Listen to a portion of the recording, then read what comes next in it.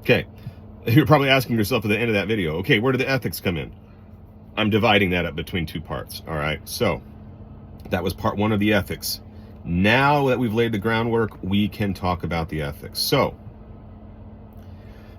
when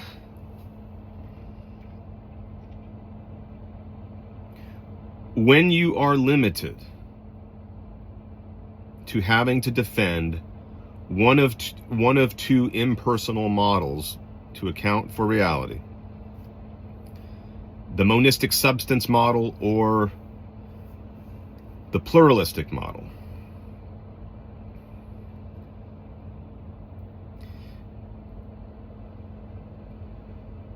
you are limited to two very disturbing and problematic methods and approaches to accounting for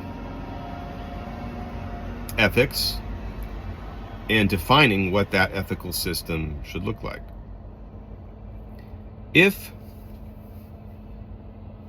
you are working with a monistic model,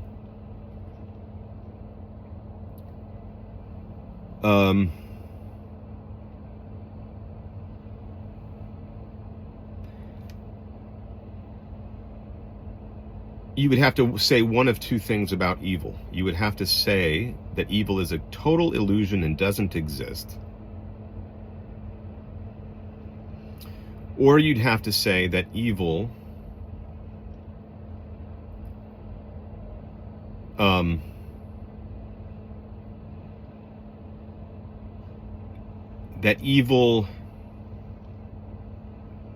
in its morally repugnant sense, right?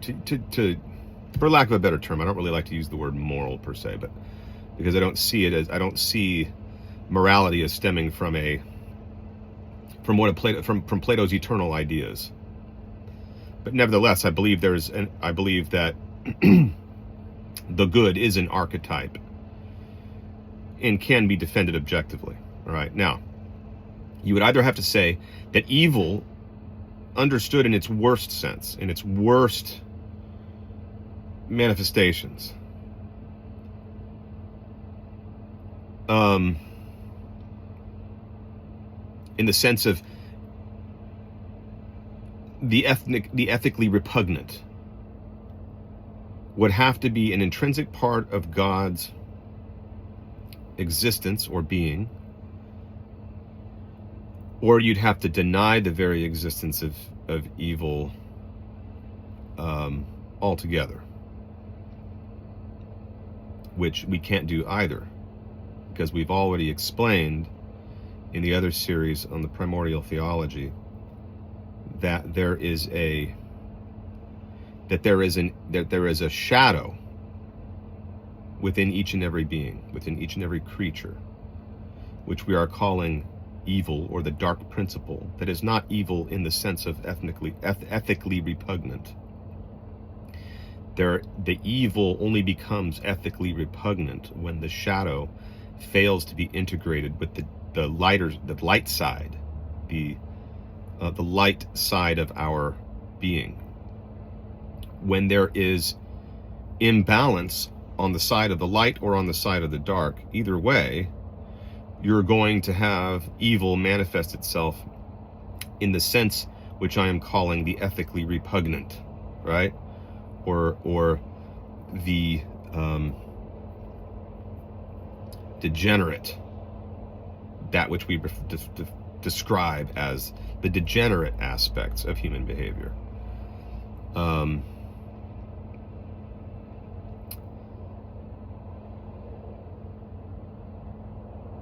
And we've also talked about how when Christians, for example, tend to, well, they do in their theology, they deny the existence of evil as a positive force, as a positive substance.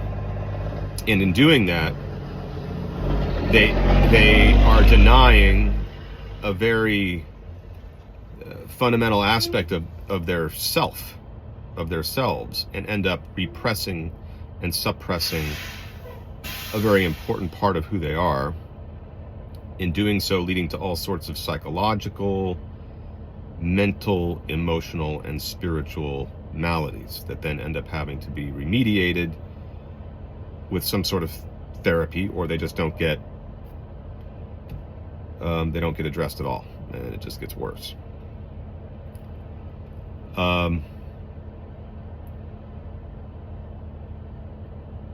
So you either have to impugn God as a degenerate being who is capable of degeneracy, who expresses himself in his very essence as not just good, but as evil in the worst sense.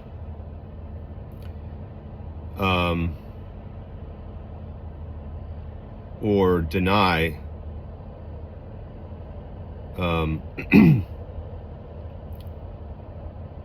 those aspects of ourselves which are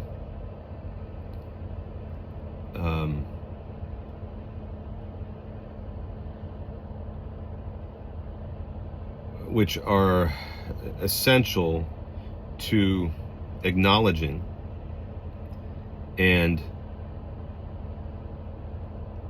integrating in such a way that we become more whole and healthy and integrated beings. Then the other approach would be the pluralistic approach. But with the pluralistic approach, it's obvious there why that is problematic.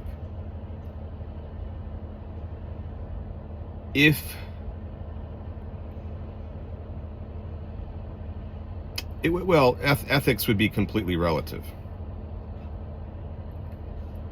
Ethics, the good, would be whatever we or our group or we as individuals say it is or decide it is. And there's going to be some of that, in the sense, there's a natural sense in which that occurs, in the sense that there are different cultures which approach ethics a little bit differently based on there are different patterns of thinking and ways of living and ways of perceiving and so on. But there are, nevertheless, I would suggest that there is a sense in which ethics is universal. There are certain universal principles that guide the way humans live, and those principles are discoverable and inferable, to coin a new term, from the reality that the oneness of God is simultaneously constituted by the plurality of his being.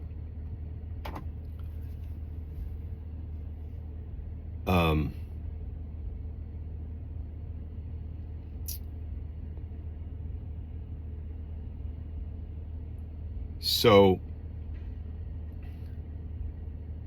this, what I'm going to call plural oneness of the divine person, enables us to not conflate good and evil within the being of God,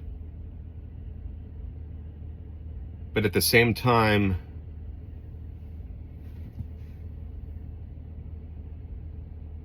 not to separate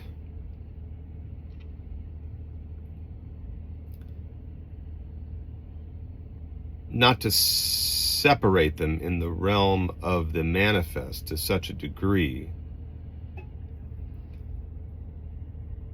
that ethics becomes what we want it, whatever we want it to be. Otherwise, we lose the distinction altogether between what is ethical and what is non-ethical. If it becomes so relative that ethics is simply what we want it to, whatever we want it to be, and there's no longer a distinction between good and evil at all, in the sense of ethics. So the plurality that exists within God enables us not to conflate good and evil within God, but it also unites the two without conflating them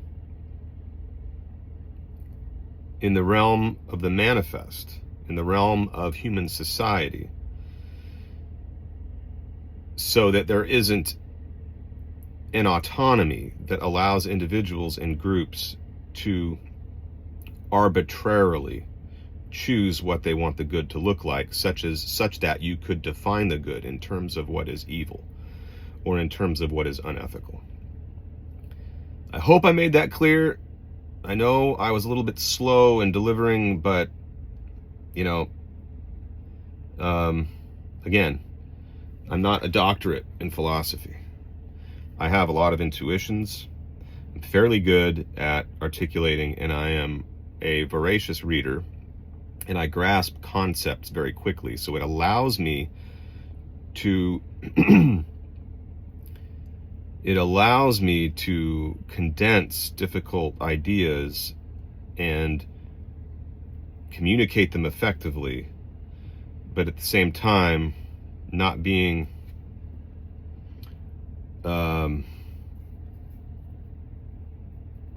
an academic. It still poses somewhat of a challenge, but I hope that clarified things relatively well for you.